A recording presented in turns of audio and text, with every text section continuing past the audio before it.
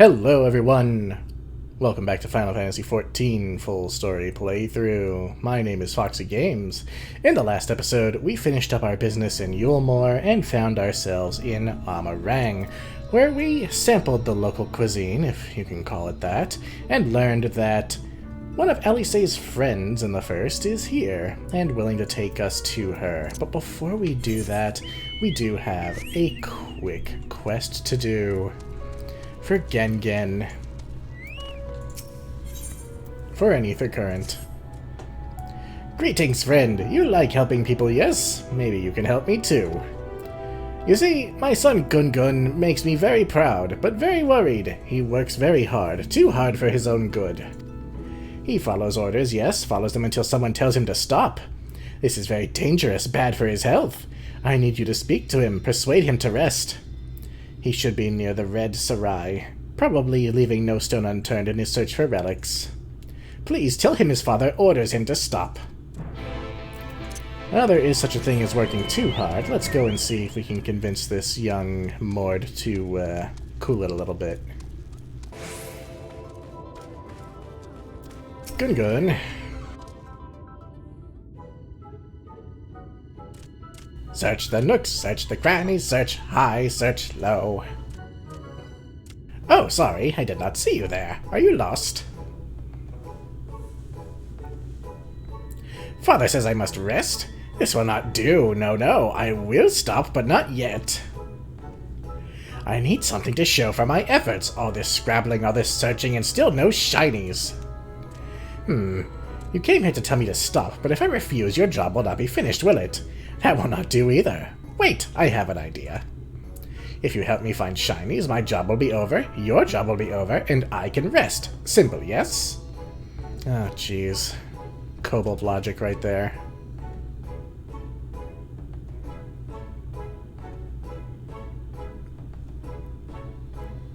Look under that rubble and find whatever there is to be found. Maybe it will be valuable, maybe not.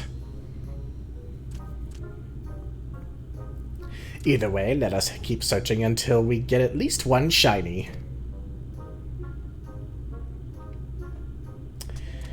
Searching for shinies it is, then.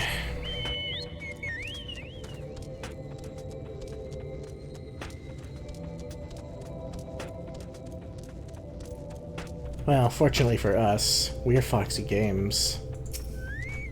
And we're good at everything. Search fails to yield any shiny. Well, how about this place? How about some shinies over here? No shinies.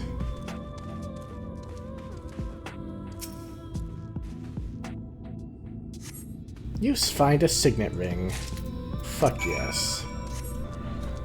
We found a thing. What did you find? Not more rubble, I hope.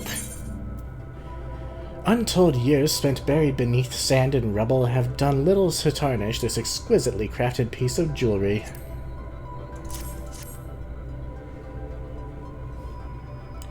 Oh, this looks very special. Such pretty patterns. I have never seen one like this before.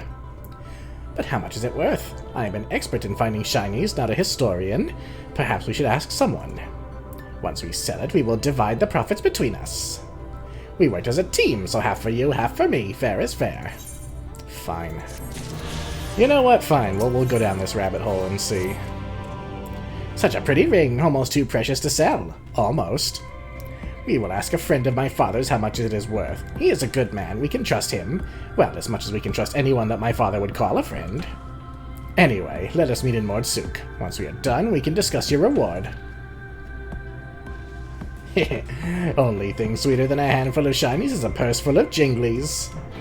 You know, I can get behind that. I know in the past we haven't done a lot of these side quests, even if they came from ether currents. The only one before this, at least in, before Shadowbringers, was the one about the guy who was allegedly set to be executed, but wasn't actually. And that turned out to be a good one.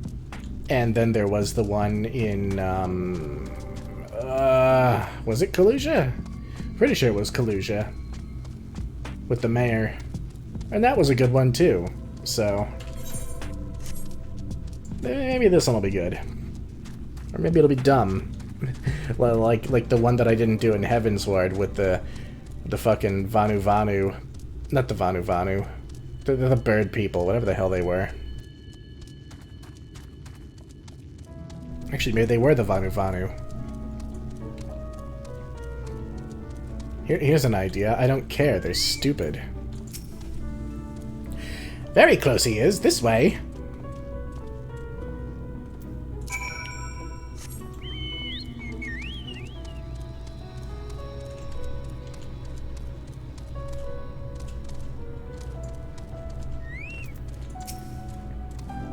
He knows much about old things, ancient things, more than me anyway.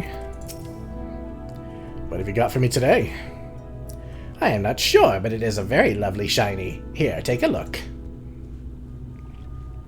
Let me see. My word, this is exquisite. Judging by the sigil, I'd say this originates from the Amh Araeng. You'll need to find an expert in that period to ascertain its true value, though. You mean you do not know? Sorry, Gungun, but the chap with the cart near the south gate might be able to help. White hair, smells of cabbage. Then we shall ask him. Thank you for your kind advice. Smells like cabbage, eh? He should be easy to find in that case. What is he, a carny? Austin Powers joke. We have found him! Let us see what he thinks of the ring.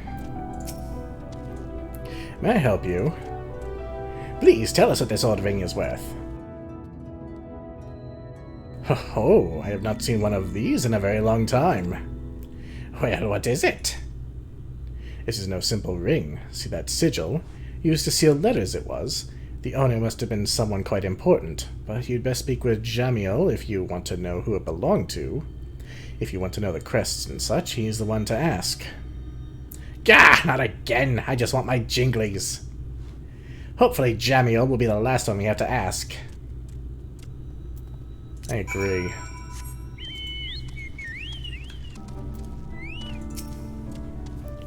Jamiel is quite well known around Mordsuk, you know. He has been here for a very long time.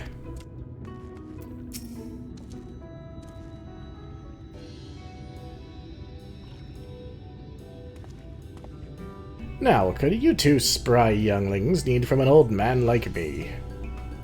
We want to know how much we can get for this signet ring. Please tell us, the suspense is killing me.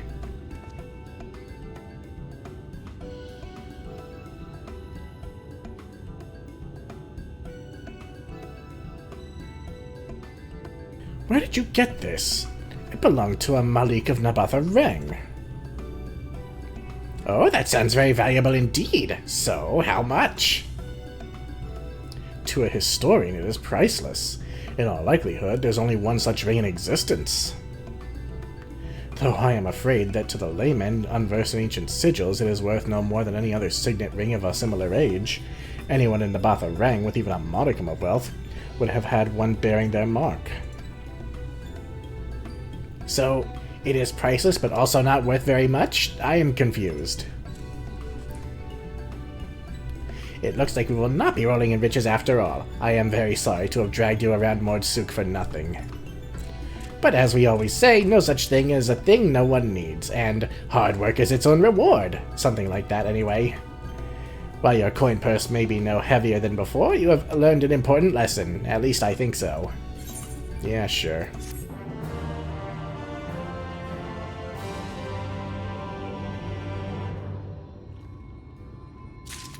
Well.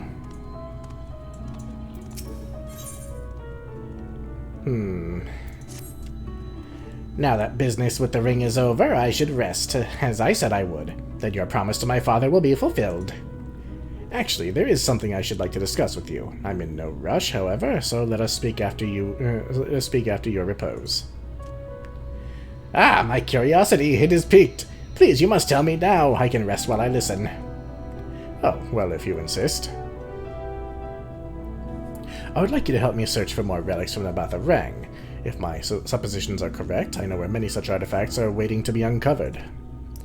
I base this claim on my knowledge of the route chosen by the Malik when he led his people's exodus from the Flood of Light. Although many tried to take their most prized possessions with them, it soon became apparent that such burdens would only hinder their escape. Each household discarded their personal treasures one piece at a time. By following the exact path traveled from Amh Araeng, we would be able to unearth many more priceless treasures. What say you? Will you lend me your aid? Of course, and now that I've finished resting, I am ready to start digging. Are you quite sure? I am. Foxy, you should come help too. You've already found one of these shinies, maybe you can find some more. You will be amply remunerated for your efforts, even if there are no profits to be made from the sale of the items themselves. I too am a proponent of the motto, honest pay for honest work. We should go before my father tries to stop me. Honestly, there is no such thing as working too hard. Oh wait, where are we going? The first location is to the east of the inn at Journey's Head. Allow me to lead you the way. Oh, jeez. Is the inn not where we're going? Maybe we'll continue the main story quest along the way. Alright, Tesleen. I'm done being distracted by kobolds in the meantime. All set? Oh, I should probably mention the wildlife. Well, most of them will leave you be if you keep your distance. The local coyotes have learned to prey on folk heading home from the markets. I can usually swing a sword well enough to fend them off, but I may have overloaded myself down with too many bargains today. Do you think you can handle any beasts that try to make a meal of us? I thought you might. Alisaie was always saying how much... I mean, let's get going, shall we? Man. Alisaie, you're talking me up, sister.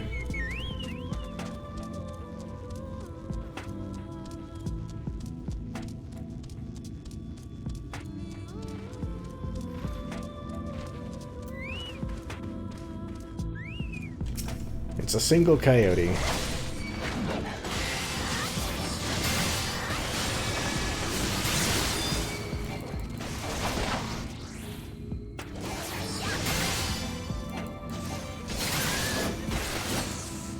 Owned. Sorry, there wasn't much time to shout a warning. Were you bitten? Those things can be nasty. Yet hardly a match for you, it seems. I'd always thought Alisaie was strong, but in her mind she was never... Now it makes sense.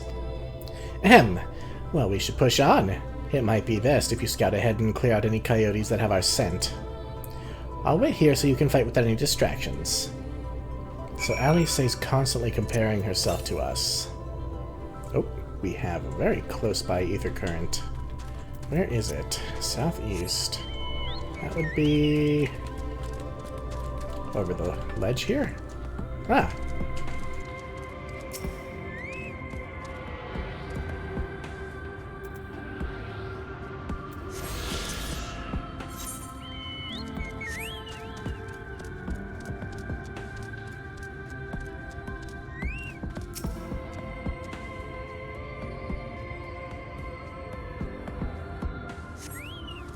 More of them.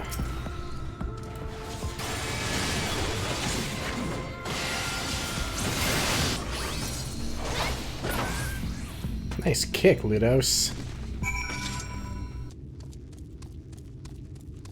We did the thing. Oh, thank goodness you're back. I could hear the howling and snarling from here. Frightful creatures. Let's hope the rest have seen your handiwork and know to avoid us now. I need to get these supplies back to the inn.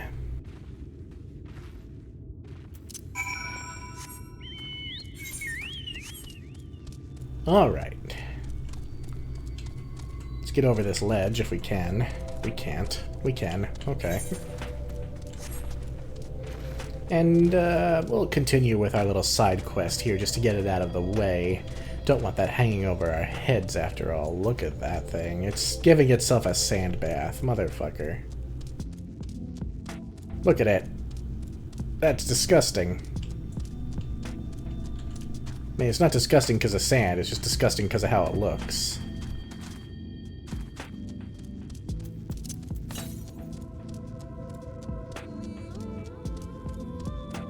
Alright, friends.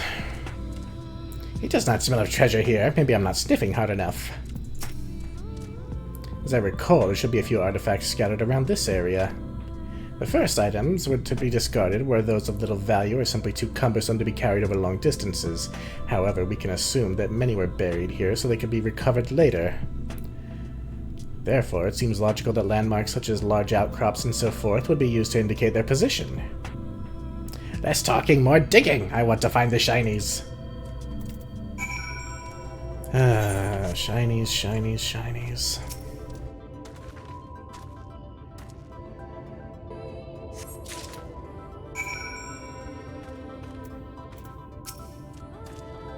Lots of lovely shinies over here. What have you got? A shield. Although the location in which it was buried indicates that it is of Nabath origin, it will need to be thoroughly cleaned before it can be properly inspected. Oh, a great big shiny! Is this a dinner plate? Jamiel, what is this?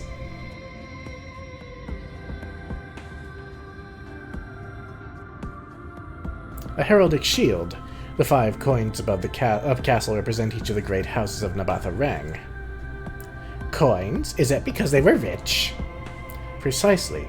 The capital attracted trade from all across Norvrandt, and much of the wealth found its way into their coffers. Such a booming economy was not built overnight, however.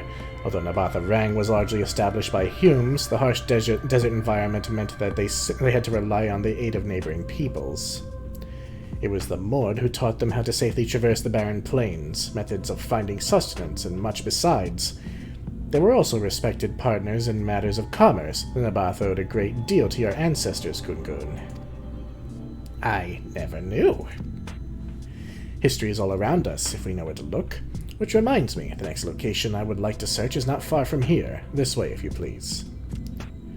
See, this is stuff that you miss if you don't do these side quests. This place really was the Ul'dah and the Thanalan of the first. Except they were a bit more respectful to their neighbors, and look at that wall. That's a wall of light aspected ether.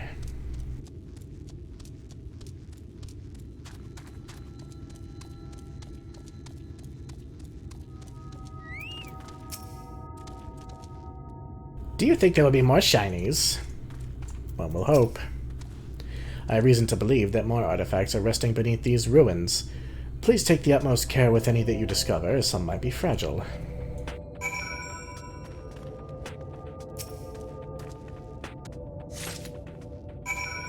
What did we find? A statue, huh? Nothing but bricks and sand. Have you had better luck? A sand-caked statue. Why you suspect this may simply be a ball of clay with rudimentary eye holes poked into it, an assessment of its true worth is best left to a historian. I know what this is, a decorative Mord's head sculpture, making these as one of our many traditions. But what is it doing here?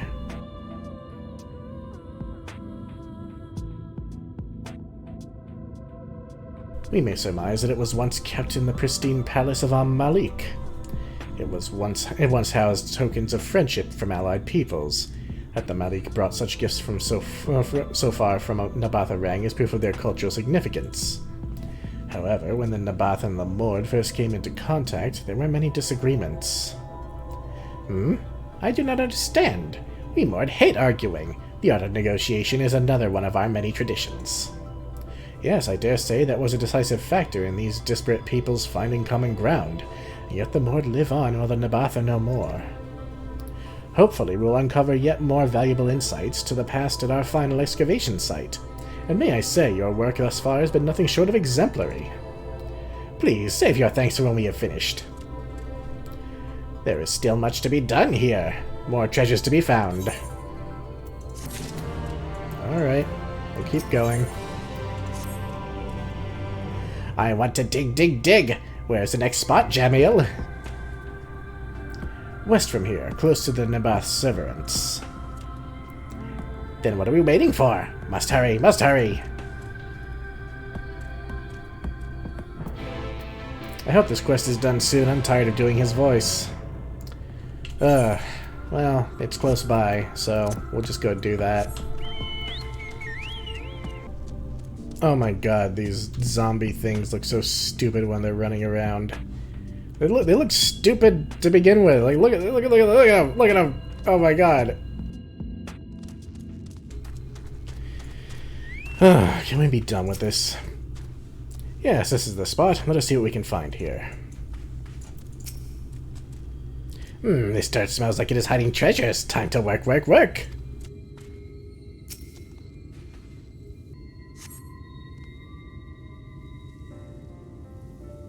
Nothing yet, but every handful of dirt I sift brings me closer to the shinies.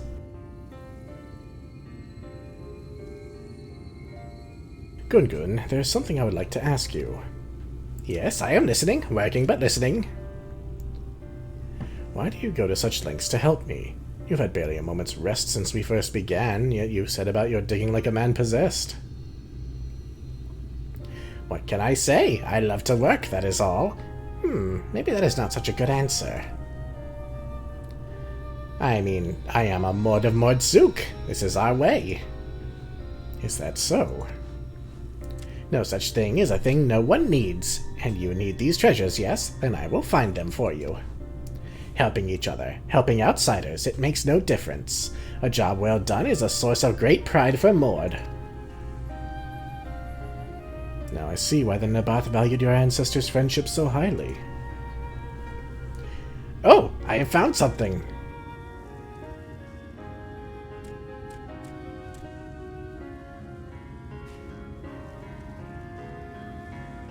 A tube? Wait, there's a lid. Let me open it. Ah, something is inside. Jamiel, what is this?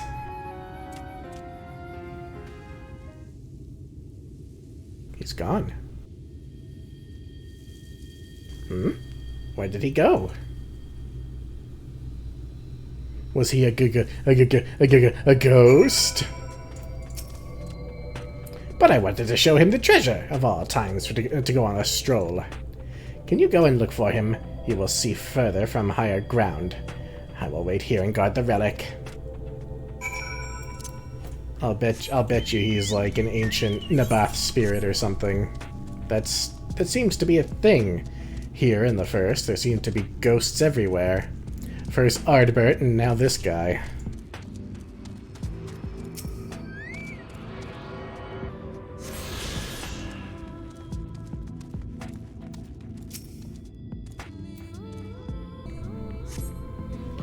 Jamiel is nowhere to be seen. You'd best report your findings, or lack of, to Gun.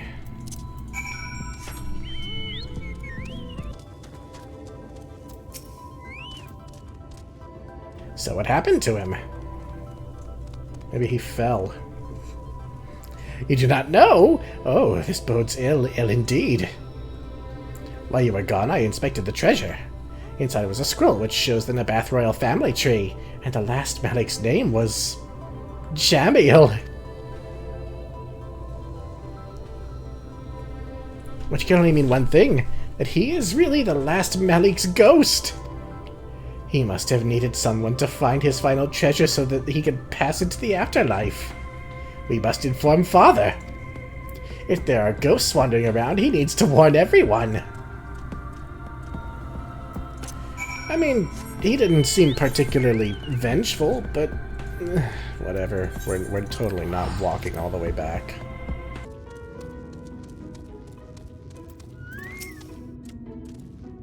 I am not sure what Father will make of these goings-on, but I must tell him what we saw, or rather what we did not see.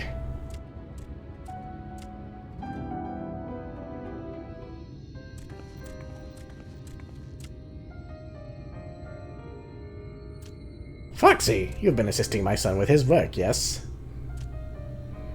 This is true, Father, but we have grim tidings.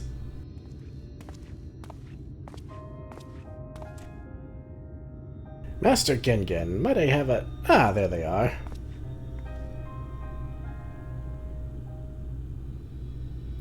Whatever is the matter? Do not come any closer. Excuse me. Keep away from me, spirit!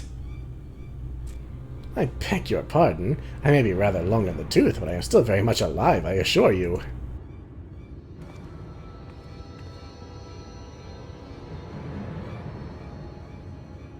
So you came to the conclusion that I was a ghost of the last Malik on the basis that we have the same name? Perhaps we had best put this misunderstanding down to an overactive imagination. Jamil the Ninth, the last Malik, was my grandfather. I was named after him, which makes me Jamil the 10th. So you are Nabath royalty? It all makes sense now, I think. But why did you disappear like that? I tried to tell you that I was going to return to Mordsuk to prepare your reward, though it seems that you did not hear me. All that scrabbling around in the dirt must have drowned out my voice. Seriously? Oh, sorry about that. I will listen harder from now on. In any case, I am incredibly grateful to you both. I have learned much of my people and their exodus from the flood. But there must be many, many more shinies for us to find. And that is not all. I want to know more about the history of the Mord and their friendship with the Nabath. It is my duty as future leader of Mordsuk. We cannot leave the treasures buried under the desert, or let the stories of our ancestors be forgotten. Let us work together to unearth the past.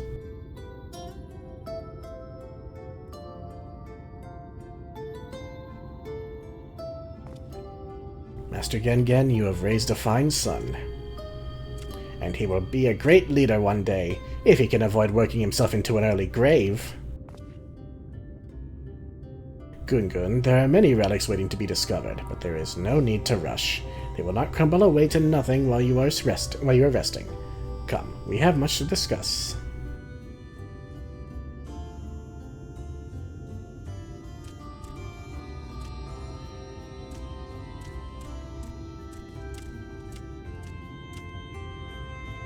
Oh, Gungun, where are you on manners? Foxy, I am sorry. He has forgotten to express his gratitude. Please allow me on his behalf. Thank you. But I was wondering, between all of that digging, did he find time to rest? A little. A little.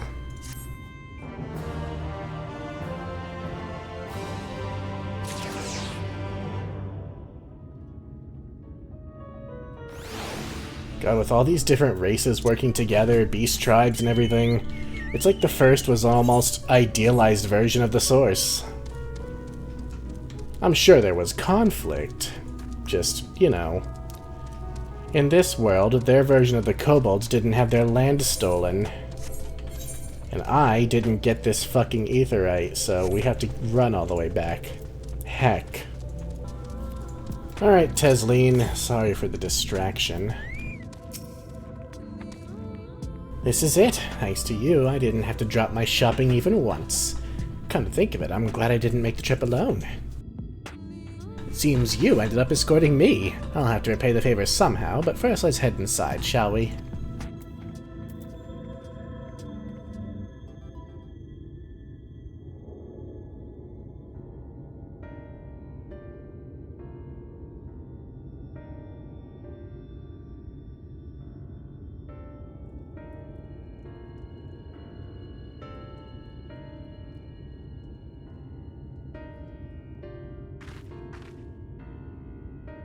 Welcome to the inn at Journey's Head.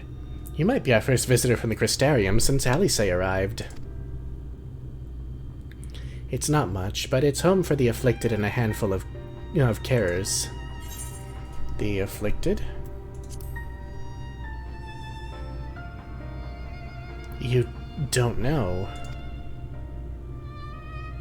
I don't think I've met anyone besides Alisaie who was so unfamiliar with our situation here. Most folk have grown up knowing someone who knew someone.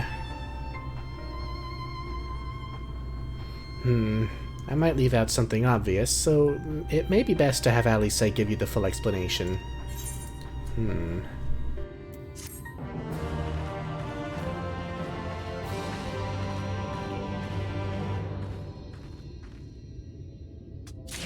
So there's a sickness going around. Hopefully it's not contagious. I thought there was a person here named Drippy. It's this person's minion. Also, she's adorable. She's a samurai. You could have fooled me with that outfit, but she's cute. I like the pastel colors. Now, where is she? Alisaie's not here? I think she might be out on patrol. You could wait, I suppose, but why not go why not go and surprise her? She usually takes a look at things from the watchtower first, so you might be able to catch her there. It's not far. Head out to the south side and you'll soon see it. I'll stay behind in case she comes back while you're gone. Lovely. The watchtower's on the south side. I only wish I could be there to see Alisaie's face when she realizes it's you. Let's talk to everybody here. Nothing to say, huh?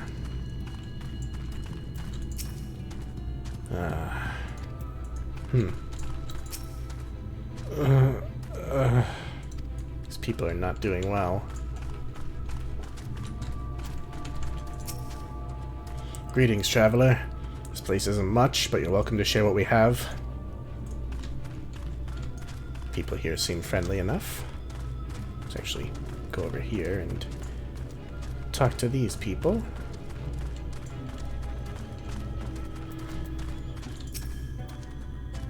The inn's home is only to the patients and their carers, and they don't always have time to keep an eye out for danger.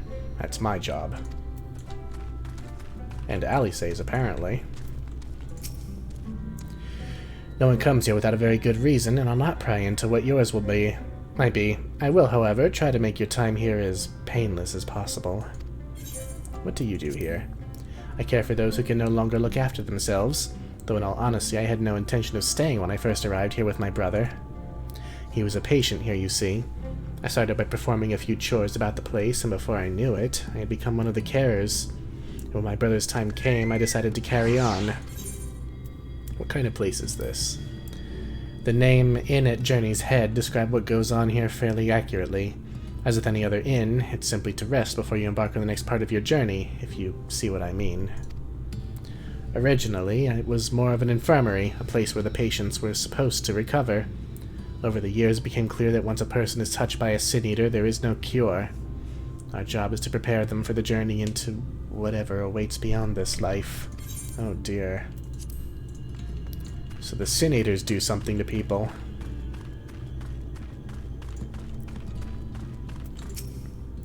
No escape. No escape. Sooner or later they will claim us. Claim us all. Oh dear. We have patients here who can't feed themselves, so I have to keep that in mind when I'm making the meals. It's not easy work, but it does have its rewards. Well, what a sad place this is. It's basically hospice.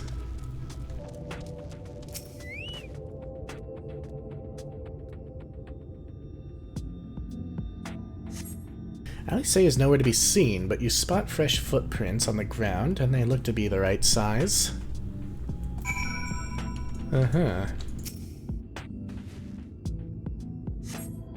Small footprints lead off to the northwest. Could be our girl.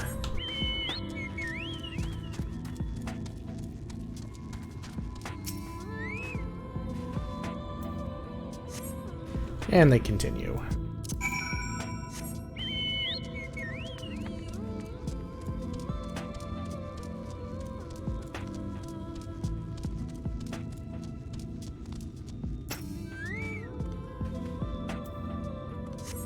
And they curve around to the west.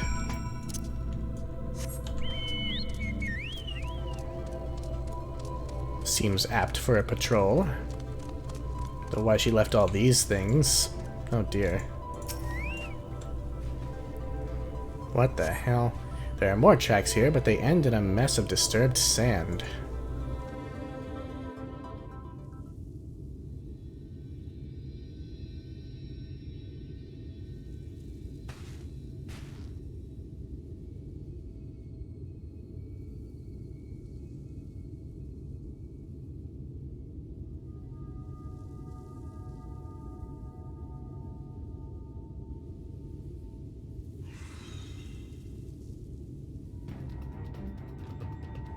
Get back here!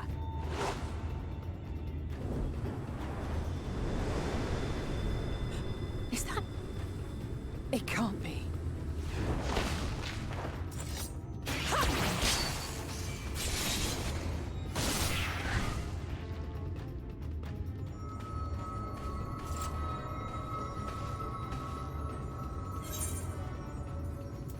Impressive.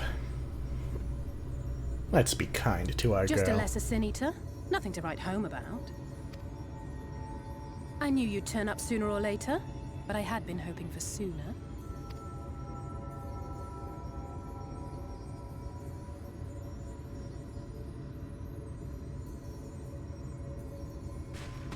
Quit trying to act so cool, Alisaie. How are you?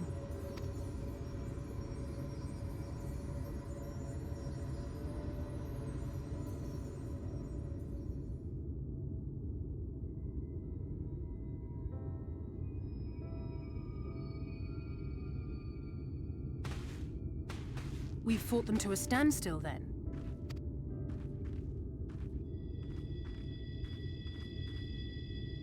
The Exarch did say that the Empire seemed to have drawn back when he last looked in on the source.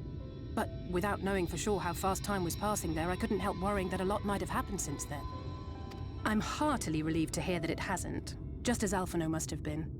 As you can imagine, both he and Araeng were desperate to hear the news from home when I arrived. I haven't actually seen Thancred and Y'shtola yet, but they will have heard all the latest developments from the Exarch by now, or should have at least.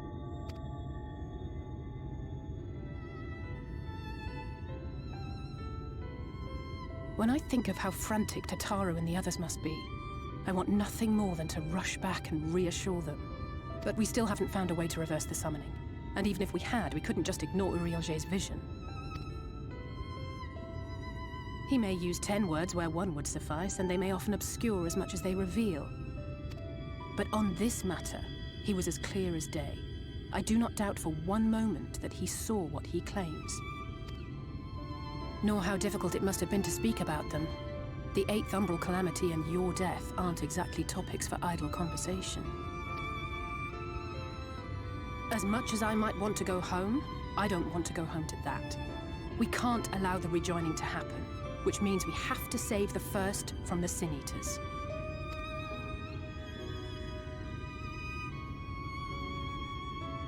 That great wall of white is a remnant of the Flood. 100 years ago, the balance in the First tipped decisively in favor of light. From that moment, it rose and swelled with each passing day, and then, without warning, it burst forth like water from a broken dam. A colossal wave of pure light, drowning everything in its wake. Only Norvrandt was spared. For the most part, living things are composed of ether of various different aspects. But when exposed to such a flood, their etheric harmony is shattered, and their natural form breaks down. Then they either perish, or are warped into mindless abominations.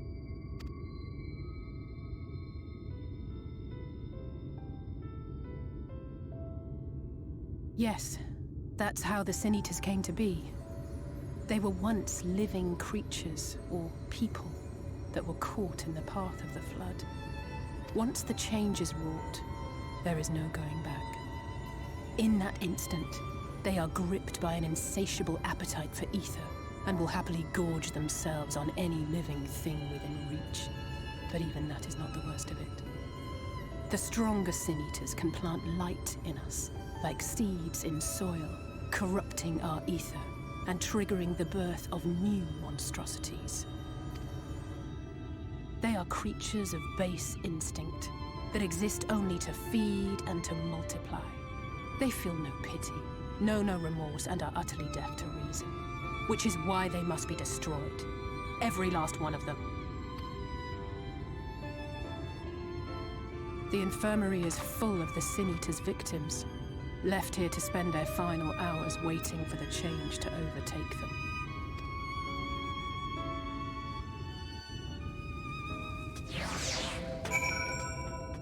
Harsh.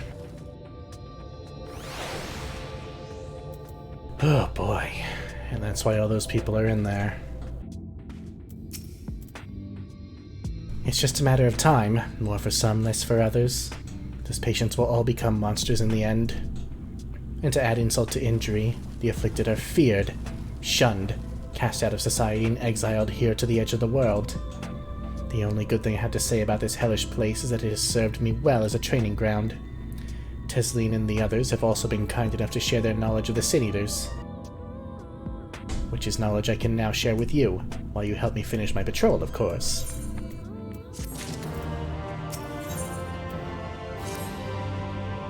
Here's what we'll do. I'll take the east side of the inn, and you clear the west. That way you can have the undiluted experience with the resident terrors. These marks on your map are where the usual trouble spots are. You can assume that any beast with a white hide or carapace is a Sin Eater, but you'll know for sure soon enough when they come slavering after your ether. Remember, it's kill or be killed with these monsters. Once you've slain whatever's prowling around out there, we can rendezvous back at the north entrance. Good hunting. Alright. Well, it's good to see Alisaie's been keeping up with her training.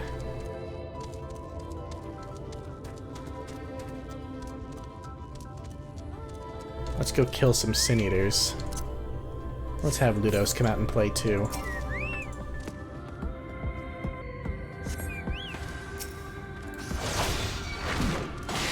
Forgiven Cowardice. They all have very fancy names.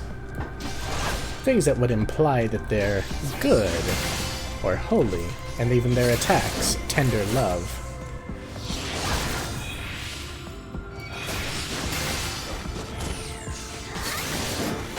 They're twisted in their divinity.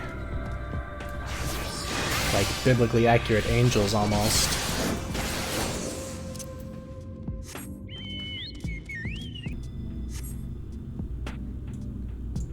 No Sin Eaters here. There's one.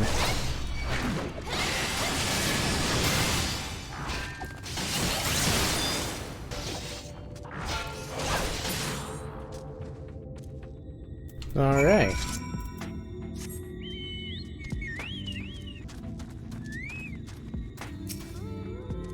How did you fare? Quite well, actually. I thought there might be one or two lurking on the fringes. Nothing out of the ordinary for this area.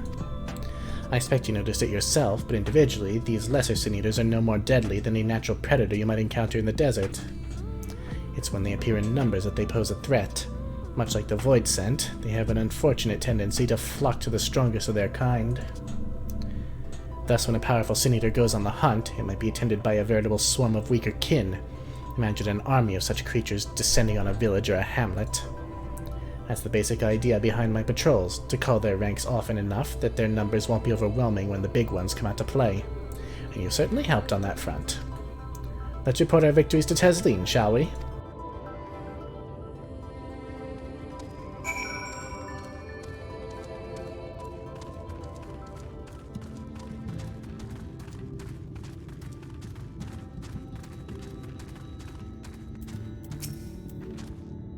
She hasn't been telling you stories, has she? Oh, gods.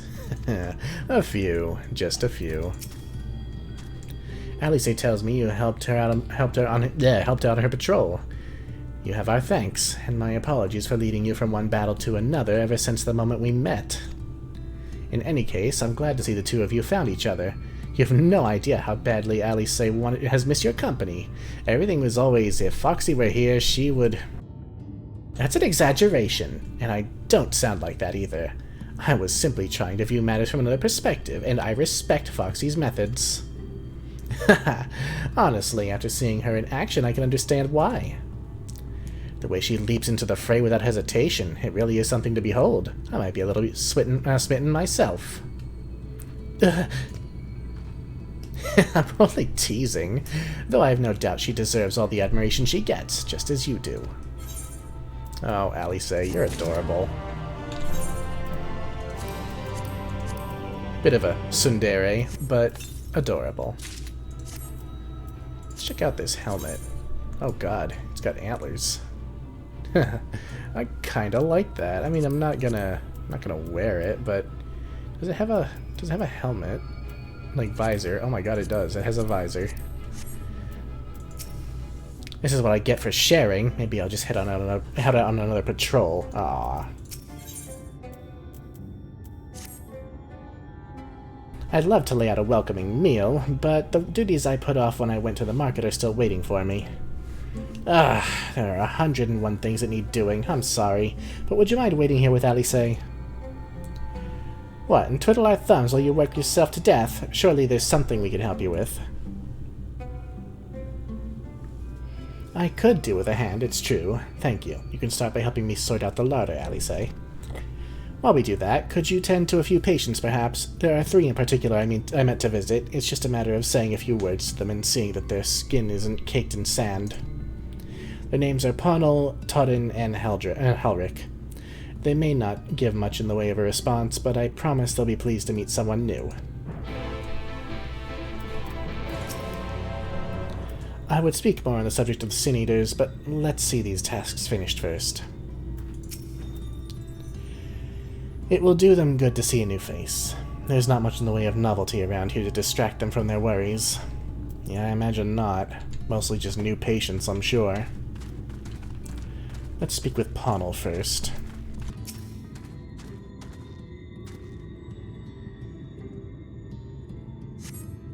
Thank you.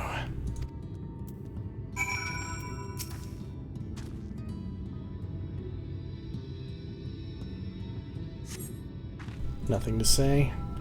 Todden glances up at you blankly, but you notice the tension in his face ease slightly. Helric, just a kid.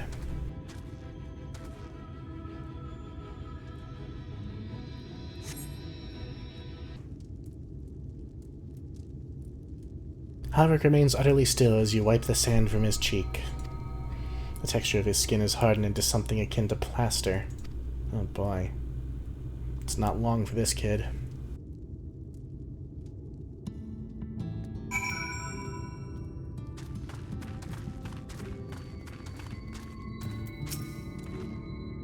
You've seen to the patients. How were they? Good. That's good. I knew they would enjoy meeting you. I am concerned about Helric, though. I'll have to speak with the other carers, but I think his time may be near. We shall leave you to have that discussion, then. I was going to take Foxy to Mord Sook if you have any errands there that need doing. Well, I suppose there is one thing. Would you pick up a nectarine for the markets, please? Cassard's caravan just passed through, so Runrun should have some fresh fruit. Come then, Foxy. There's something I want you to see. Right after we stop at Runrun's stall, of course. We were just there. Heck. Oh well. Nothing a quick teleport won't fix. Let's see about that nectarine, shall we? Of course.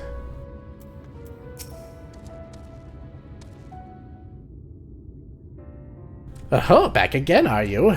You need another taste of Runrun's wares. Actually, we're looking to buy a nectarine. Do you have any in stock? Oh yes, nectarines, peaches, grapes, fresh and juicy.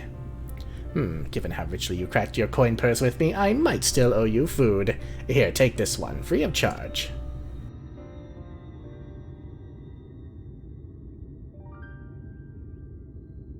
Gods, I've never seen a Mord merchant give something away for nothing before. How much coin did you spend here?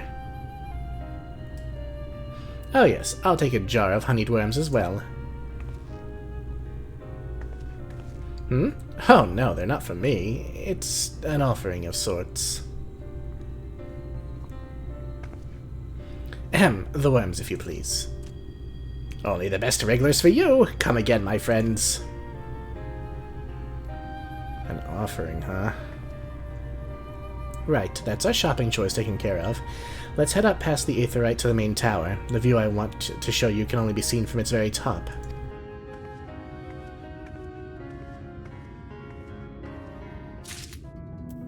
Alright. Who could you possibly be offering those worms to? Who in the right mind would eat them?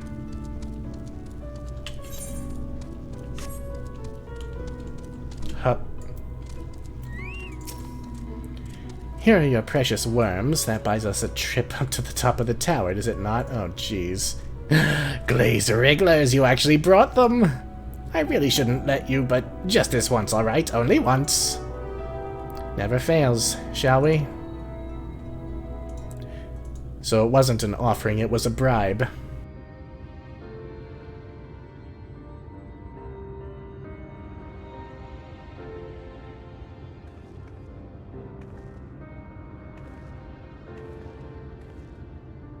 Look, over there, where the wall is broken. Do you see what lies beyond? That's what the land became after the light flooded in. An empty, white nothingness. Life cannot exist in such conditions. The primordial light would wreak havoc on the body's etheric balance.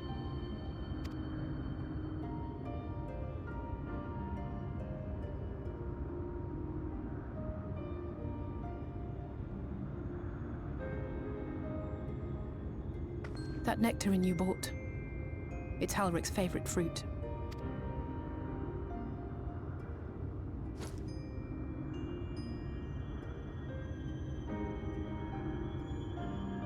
Most of the patients, Halric included, survived the attacks of powerful eaters.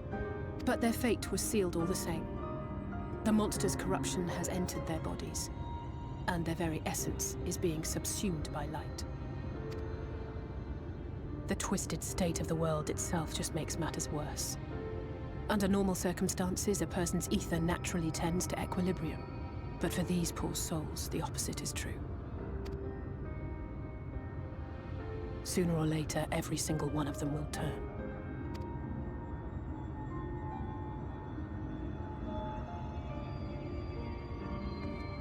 Tesleen and the patients, they all know this. They know what has to be done before the change goes too far, before the eater within takes over. The preferred method is mixing poison into their favorite food. In my time here, I've borne witness to a lot of last meals.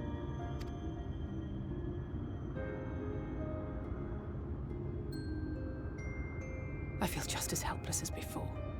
No matter how hard I fight, it's never enough.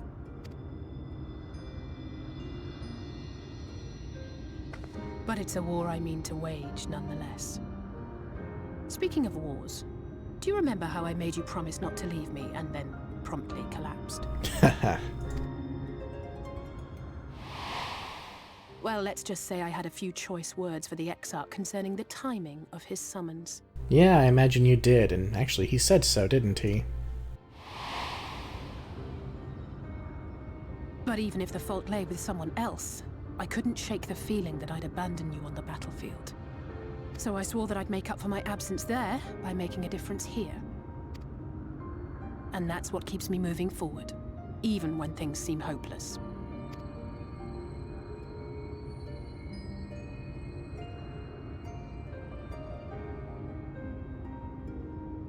On which note, it's time we headed back. The longer we keep Tesleen waiting, the harder this will be for her.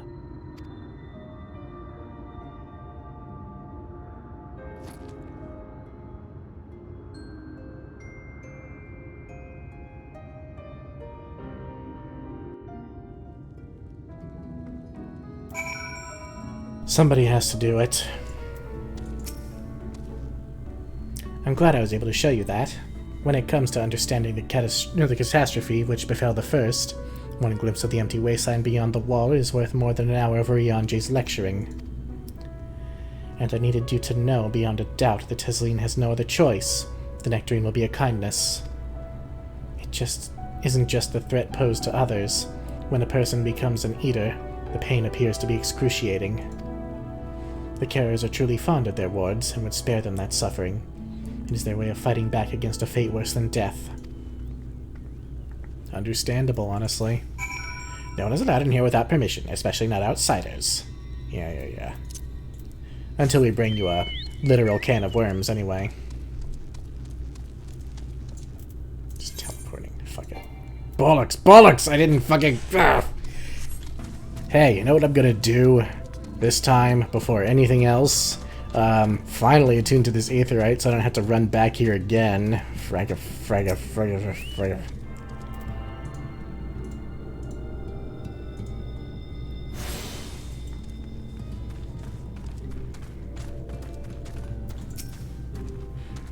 Go ahead. I think she's been waiting for us. You're back. I hope you had a nice time. Did you manage to find a nectarine? A plump, sweet-smelling nectarine.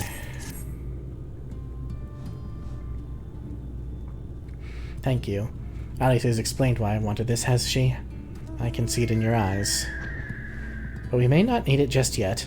I spoke with the others, and we've decided to keep an eye on Helric for now. Thanks to you, though, if his time does come suddenly, we'll be ready to send him on his way with a taste of happier days. Oh, man.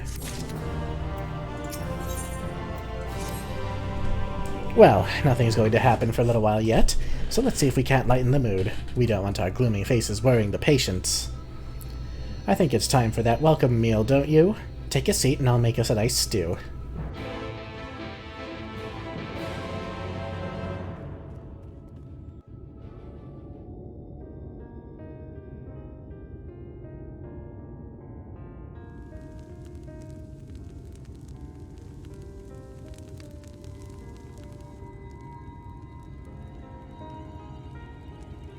Speak up if you'd like another helping. I made a little bit more than usual today. And you've added something special to the broth, if I'm not mistaken. Aye, well, it's not often we have visitors from the Crystarium, so I may have thrown in a few extra bits and bobs. You needn't have gone to all the trouble.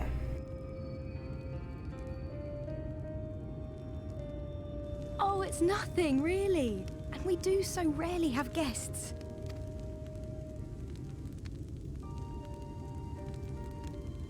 In a place like this, you learn to take what moments of happiness you can get. I remember when I first came here with my mother. She was showing the early signs.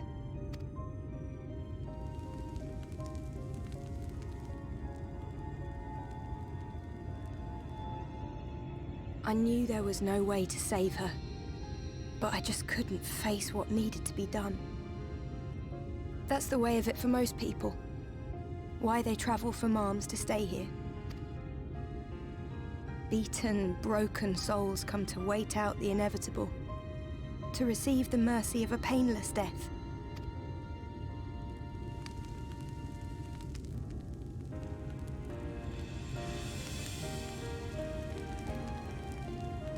When my mother finally left this world, I was mad with grief, but also thankful that her passing was a peaceful one.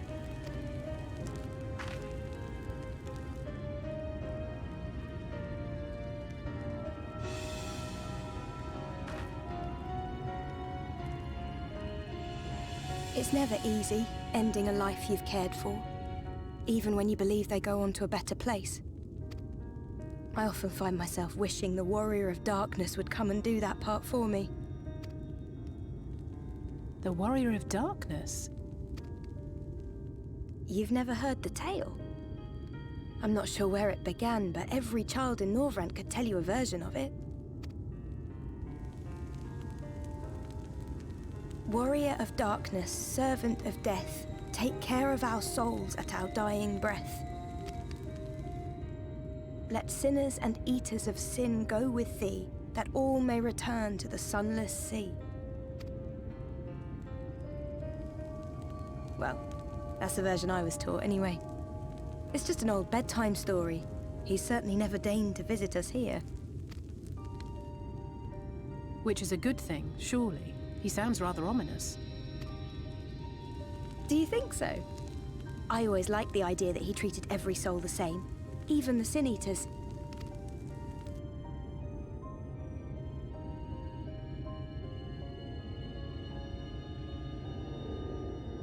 Actually, a gentle harbinger of death sounds quite nice. Uh-oh.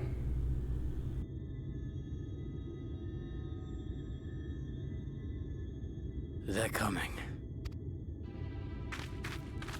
Desleen! Have you seen Helric?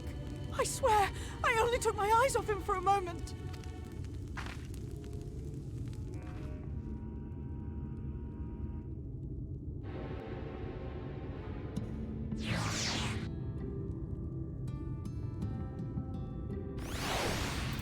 Oh, kid, where did you go?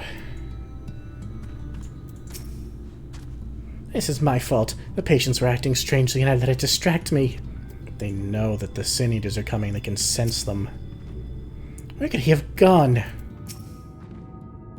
Foxy, Alisaie, we have to go look for Helric. I don't know what's gotten into him, but if he's wandering out there alone... Will assign search areas and split up. Any idea where he might be headed? No, he's never done anything like this before. But it can't be a coincidence that the other patients are suddenly so agitated. They can sense something. In any case, let's keep the search close to the inn. Helric isn't very sure on his feet, so he won't have gone far. I'll search the east side. Please, Helric, please be alright.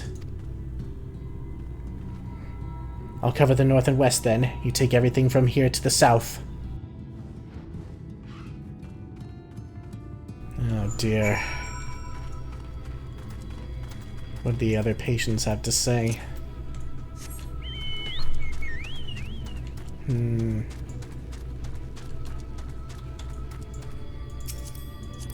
That's one hell of a red mage. Look at that. That's beautiful.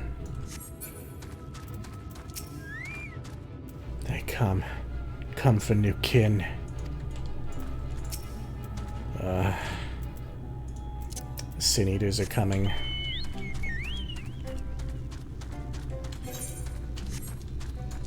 They've come to share their light, whether you want it or not.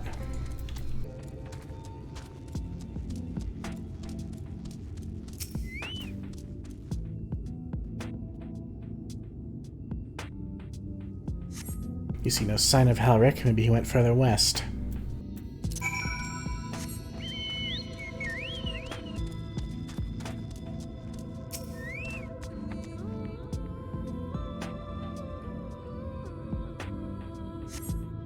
You scan your surroundings in search of Helric and suddenly find yourself under attack.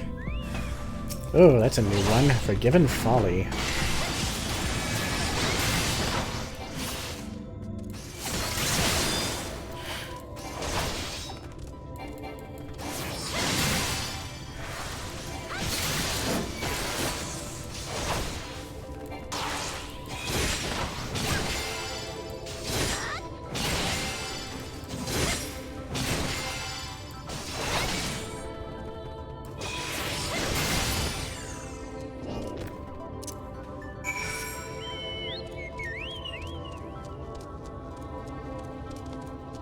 Well, he's not here.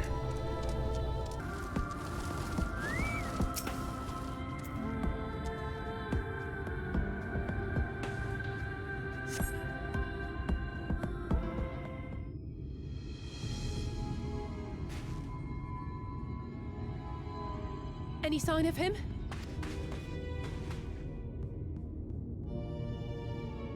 No luck then. But he surely can't have gone far. We should keep looking. The Sin Eaters are out in force, and if we don't find him soon, you can be sure they will.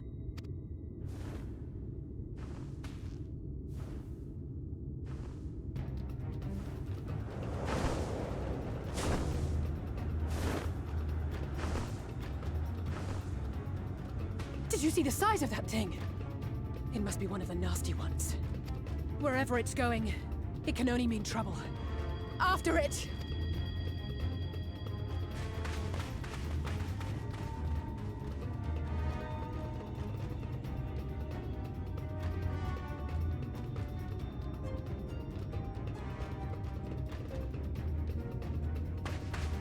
There it is! Is that... Oh no!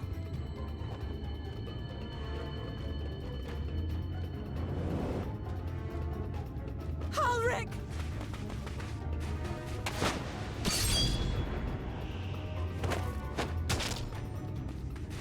We have to run!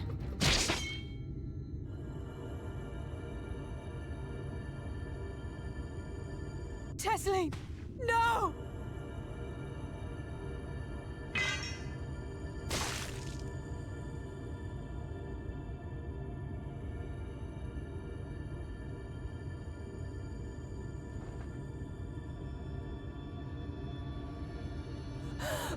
We all deserve happiness, wherever we can find it. The time left to you is precious. No one should die in pain. Mother, I...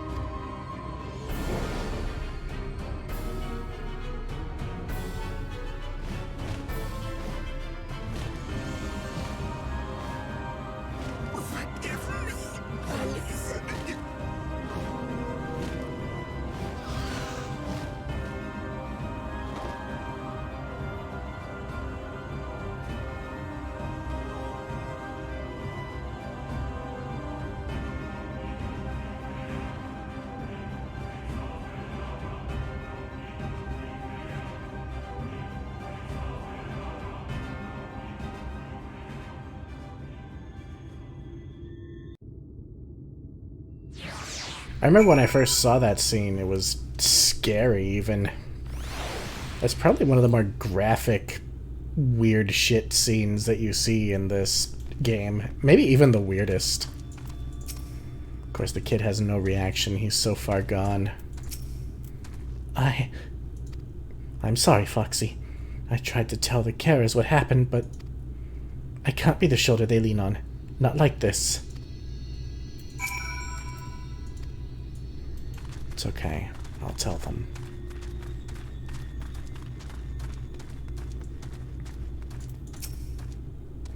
It's just so unfair. Tesleen was always so cheery with the patients, telling them not to be scared, that there wouldn't be any pain. Of all the people in the world to suffer such a fate. Yeah.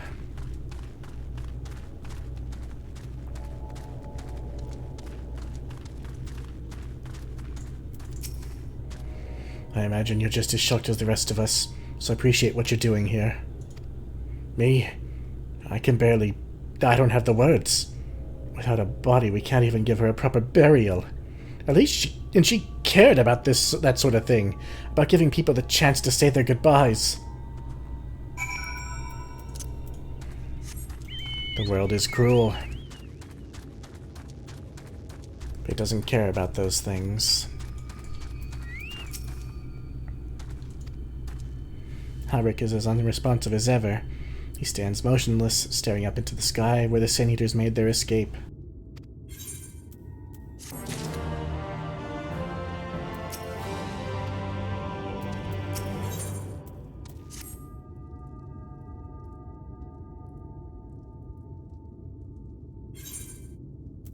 Alisaie. Thank you. What you're doing, it means a lot to them. To me.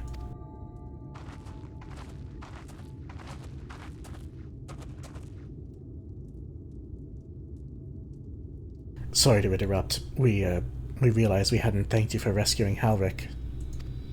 You weren't hurt at all, were you? Hurt? There wasn't even a fight. I was too late. Too slow. And I thought I could protect you. You can't blame yourself for things beyond your control. You brought Halric back safe and sound.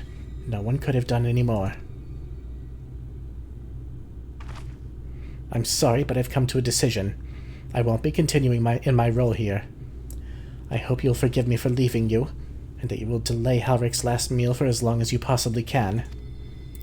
Not until it's too late, of course, just give him what time you can. We always do. Of course, she would have done the same. Farewell, Halrick. Keep Teslin's words close to your heart.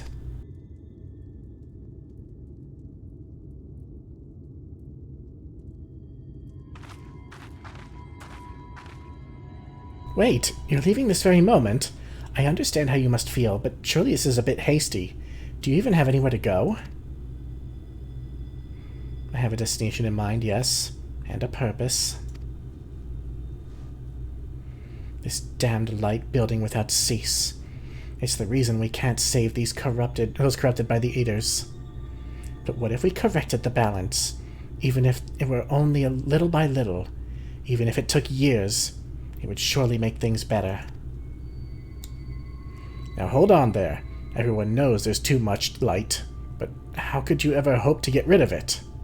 You'd have to change the whole world. That's right. We should return to the Crystarium.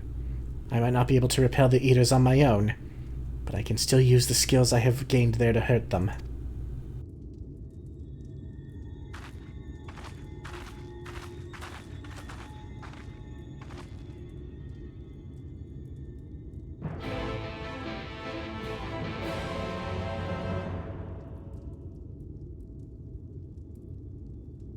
In any event, we'll do more good there than we can here.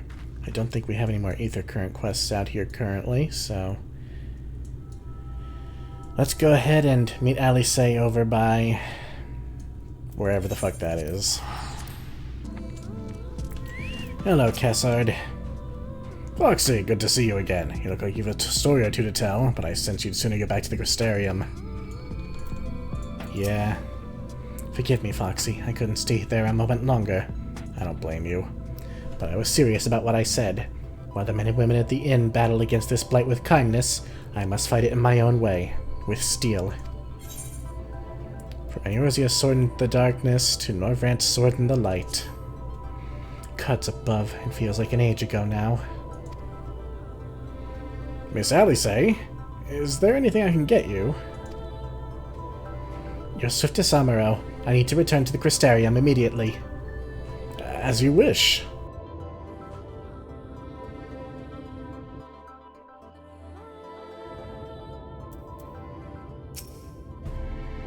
Remind me to wear goggles if we ever fly over Amh Araeng again. I've barely gotten the sand out of my eyes. But the wind did help to clear my head at least. I think I'm ready to meet with the Exarch. We need to talk about how we're going to wipe the Sin Eaters out, shall we? And we'll get to meet up with Alphino again, of course. Any other quests out here for us? Doesn't seem that way. Here we are. Welcome back, Foxy. You'll have to share the tale of your journey once the two of you are suitably rested. I see you were reunited with Alisaie, but I dare say you found little else to celebrate in Amh Araeng. That's an understatement. Thank you for seeking me out, Foxy. It meant a lot to have you there at my side. And looking at Alphino, I'd say he's as eager to begin this discussion as I am. I say we lay our experiences before the Exarch, and step back to see what kind of picture they make. Then we can decide where to go from here. Sounds good to me. Whenever I come to the Crystarium, the sands of Amh Araeng seem a world away, and yet they both lie under this same wretched sky. If only every town could share the Crystarium's spirit of independence. Oh, we already heard this. Alright, Mr. Crystal Exarch, what do you got for us?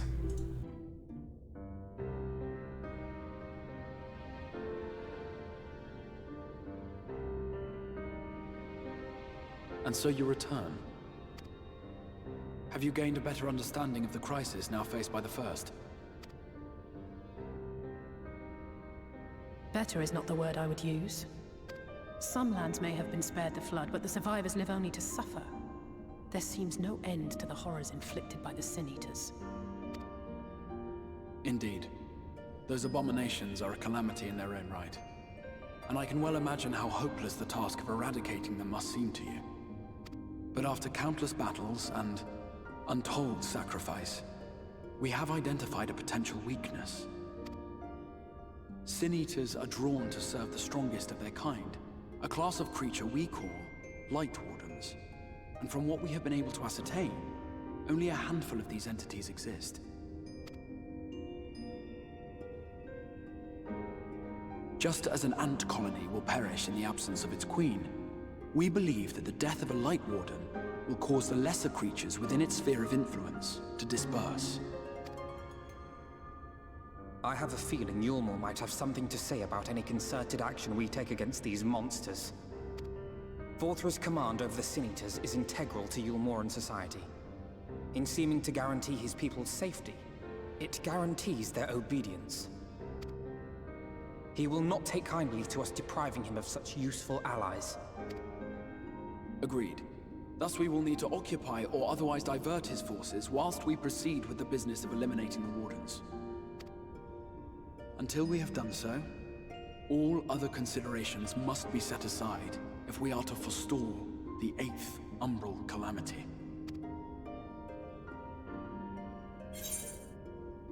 Are you sure that eliminating the Wardens will be enough?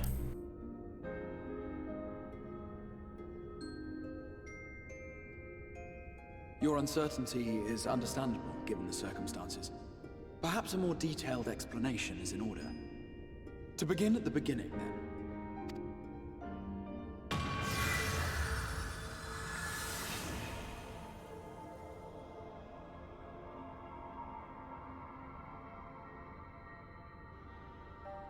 In the ancient past, a single star was divided into 14 worlds. This is the source, your home. These others are the 13 shards, in whose number we find the first. Though physically separate, they retain a connection to each other, and with the source especially. Now, let us assume that a given element in one of the shards attains abnormal ascendancy. Just as water will flow from the highest point to the lowest, the excess energy will begin trickling into the source.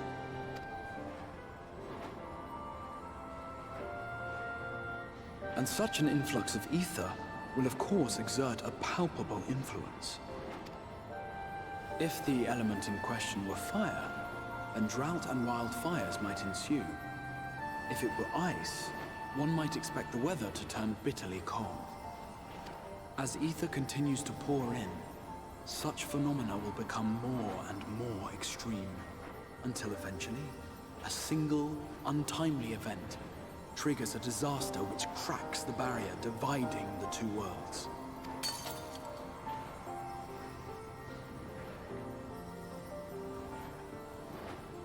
What was once a trickle now becomes a deluge, sweeping the shard along to be rejoined with the source. At the same time, the element which held sway in the shard is unleashed in full, its energies amplifying the original disaster to truly catastrophic proportions.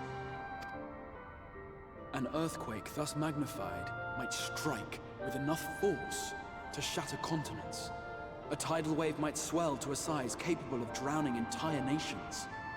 These devastating events are what we refer to as umbral calamities. And we know of that tidal wave or flooding of the world. It's what destroyed ancient Balladia.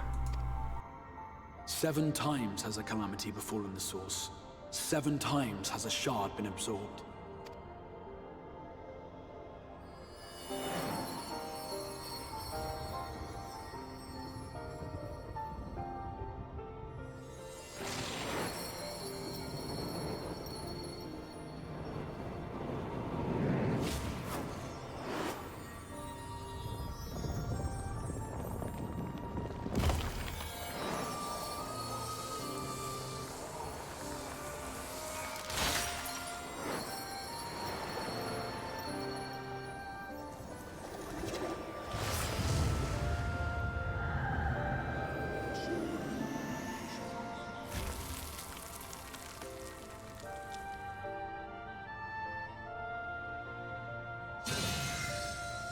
At present, the light-drowned realm of the First stands perilously close to meeting the conditions for a rejoining.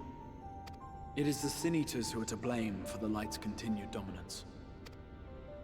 In addition to attracting their lesser kin, the Light Wardens I mentioned earlier radiate ether, saturating every corner of their territory with light. Even here in the flood-spared region of Norvrandt, their influence is strong enough to banish night from the sky. Thus, if we are to restore balance to the First and head off a potential calamity, it is imperative that we put each and every Light Warden to the sword. We've been doing our best to take the fight to the enemy ever since we first heard the Exarch's explanation. Though we have yet to claim any meaningful victories if truth be told. Apart from being confoundingly elusive, the Light Wardens possess a troublesome quality which compelled us to delay our plans until such time as you arrived.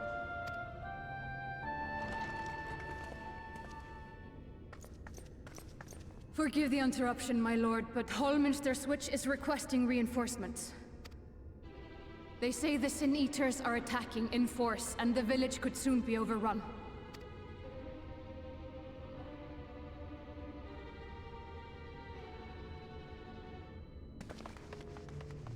Alert the guard.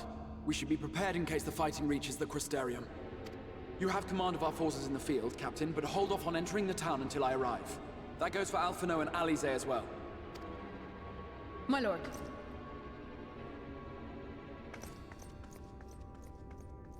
Pray, lend us your strength. Such a fight will provide you with far greater insight than any explanation I could offer.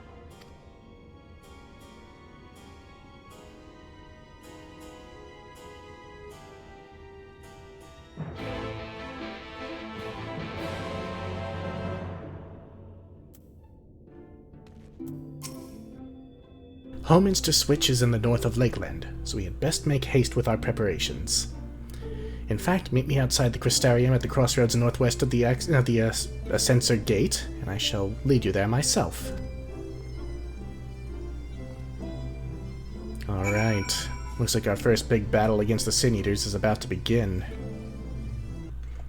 But that is going to have to wait until the next episode.